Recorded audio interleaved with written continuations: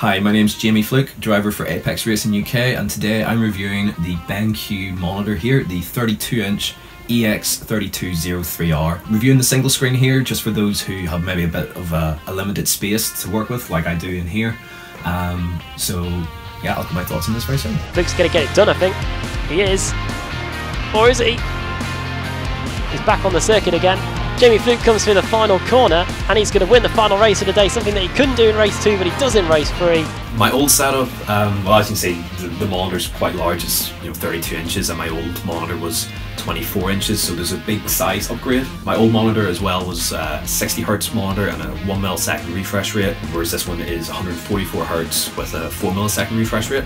So a few little differences, but the size of the screen is the large difference between the two. Has the BenQ monitor helped improve your racing in any way? Yeah, it definitely has. What it allows me to do is to set my field of view at the sort of mathematically correct value. So I was originally running 55 degrees of a field of view on my 24-inch monitor before, which probably gave me a little bit of extra peripheral vision without it being mathematically correct, whereas now I get to run 60 on the field of view, which is mathematically correct, and it gives me a little bit of extra space. So everything comes at me at a more natural pace, which allows me to think less about things coming at me, and my brain sort of naturally receives it in the way that it should. So it allows me to focus more just on hitting apexes rather than having to worry about the speed of things come at me. Has the 144 Hz refresh rate helped how you race on iRacing? I feel that it has, primarily for the same reasons before with the field of view. With 144 Hz, everything is that little bit smoother. So you probably won't actually notice this once you make the jump from 60 to 144 or 75 to 144, whatever that may be. But if you go back on it, you'll quickly realise that it almost feels like a slideshow. So for me, again, it comes back to the thinking and the brain effort required to actually drive. It takes a little bit of that away, and you can focus just on the things that are important, like hitting your braking points and turning points, your driving line, all of that. Because everything comes in smoother, it plays with your head that little bit less. So I find that I have more capacity to do the other things better. Is a curved monitor the way forward for sim racing? I feel like the jury's out on it.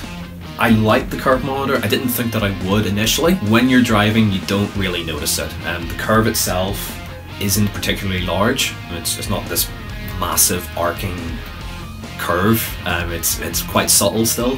Having seen this on 3 screens as well, there was the worry that the curves would sort of clash in like that rather than be quite seamless, but it actually turned out quite fine. It is a nice thing to have, especially on one screen. It does wrap around just a little bit, and it gives you that sense where the middle's a bit further out and the sides are a little bit closer in, but not too much, so it's like exaggerated in any way. I quite like it. Is it absolutely necessary? Probably not, but it's nice to have. Is there anything you think BenQ could improve on for future models? Personally, only one thing really is the response time, which is probably a little bit slower than rival monitors, with it being 4 milliseconds. A lot of the top gaming monitors at this time would be 1 millisecond, but considering what we're doing, instant reaction time isn't incredibly important. For games like Counter-Strike, for example, where millisecond response times is absolutely crucial, we're dealing with more anticipation rather than direct reflexes and response. It does help to have the extra couple of milliseconds if possible, but the natural sort of human reaction time is about 120 milliseconds, give or take, to something, to say reacting to a slide on a car. So the difference between 121 and 124 really isn't that much. It's basically negligible. So that would be the only thing. I like everything else about the monitor. It's very, very good. The colours are vibrant. The 144 Hz on the monitor, and so everything's great on it, so I'm very, very pleased with it.